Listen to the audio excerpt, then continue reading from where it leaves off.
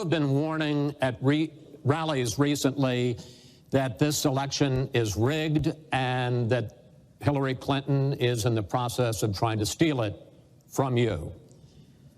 Your running mate, Governor Pence, pledged on Sunday that he and you, his words, will absolutely accept the result of this election. Today, your daughter Ivanka said the same thing. I want to ask you here on the stage tonight, do you make the same commitment that you will absolutely, sir, that you will absolutely accept the result of this election? I will look at it at the time. I'm not looking at anything now. I'll look at it at the time. What I've seen is so bad. First of all, the media is so dishonest and so corrupt, and the pile-on is so amazing. The New York Times actually wrote an article about it that they don't even care. It's so dishonest, and they've poisoned the minds of the voters. But unfortunately for them, I think the voters are seeing through it. I think they're going to see through it. We'll find out on November 8th, but I think they're going to see through it. But, sir, if you look, excuse me, Chris, if you look at your voter rolls, you will see millions of people that are registered to vote. Millions. This isn't coming from me. This is coming from Pew Report and other places. Millions of people that are registered to vote that shouldn't be registered to vote. So let me just give you one other thing. So I talk about the corrupt media. I talk about the millions of people. Tell you one other thing. She shouldn't be allowed to run. She's guilty of a very, very serious crime. She should not be allowed to run.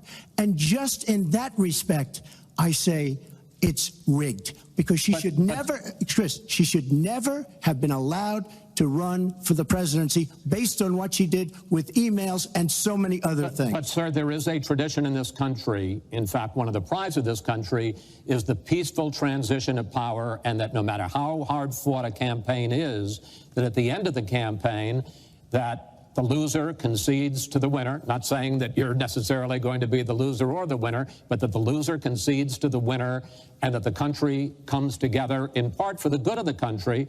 Are you saying you're not prepared now to commit to that principle? What I'm saying is that I will tell you at the time. I'll keep you in suspense. Well, okay? Chris, let me respond to that, because that's horrifying.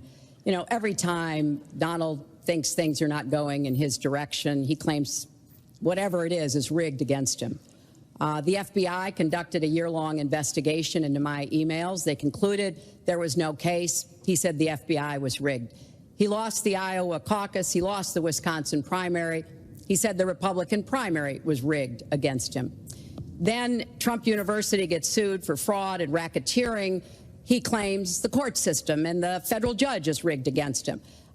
There was even a time when he didn't get an Emmy for his TV program 3 years in a row, and he started tweeting that the Emmys were rigged against him. Should have gotten it. This is a mindset. This is how Donald thinks.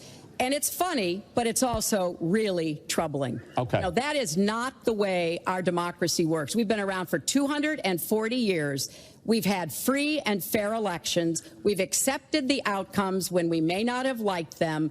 And that is what must be expected of anyone standing on a debate stage during a general election. You know, President Obama said the other day, when you're whining before the game is even finished, it just shows you're not up to doing the job. And let's be clear about what he is saying and what that means. He is denigrating, he's talking down our democracy. And I, for one, am appalled that somebody who is the nominee of one of our two major parties would take that kind of position. I think what